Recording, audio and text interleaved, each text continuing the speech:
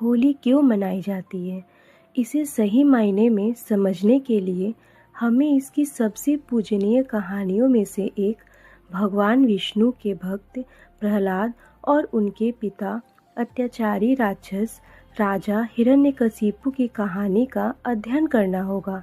अहंकार और सत्ता के नशे में चूर हिरण्यकशिपु ने सभी से उसे देवता मानकर पूजने की मांग की।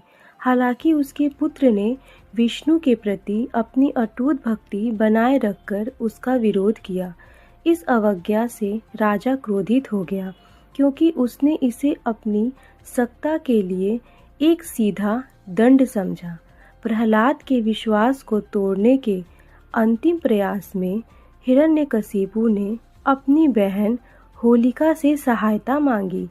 होलिका के पास एक जादुई आवरण था जो उसे अग्नि से बचाता था और उसने प्रहलाद को नष्ट करने की योजना बनाई।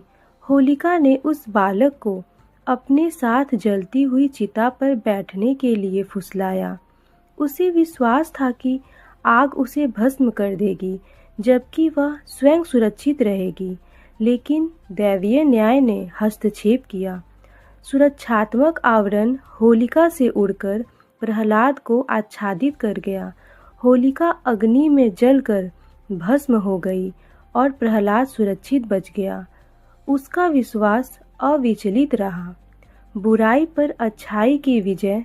इस विजय का जश्न मनाने के लिए होली की पूर्व संध्या पर समुदाय होलिका दहन के लिए एकत्रित होते हैं। ये अग्नि इस बात का स्मरण दिलाती है कि बुराई चाहे कितनी भी शक्तिशाली क्यों न हो, वह सत्य के प्रकाश के सामने कभी टिक नहीं सकती। होलिका दहन की कथा भय पर आस्था और अत्याचार पर सद्गुण की विजय का प्रतीक है।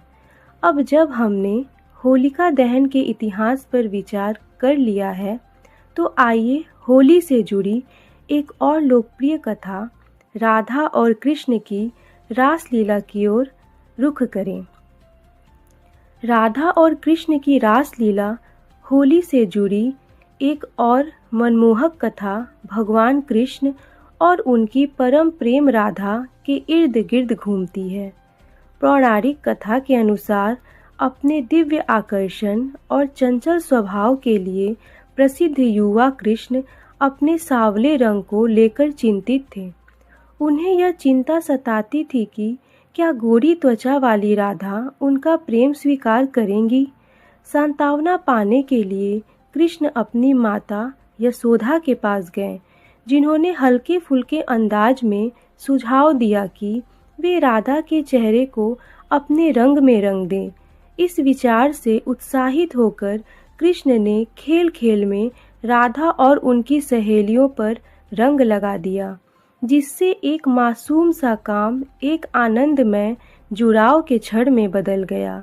राधा और कृष्ण की रासलीला, यह चंचल खेल एक प्रिय परंपरा में बदल गया, जो प्रेम, एकता और सामाजिक भेदभाव के टूटने का प्रतीक है।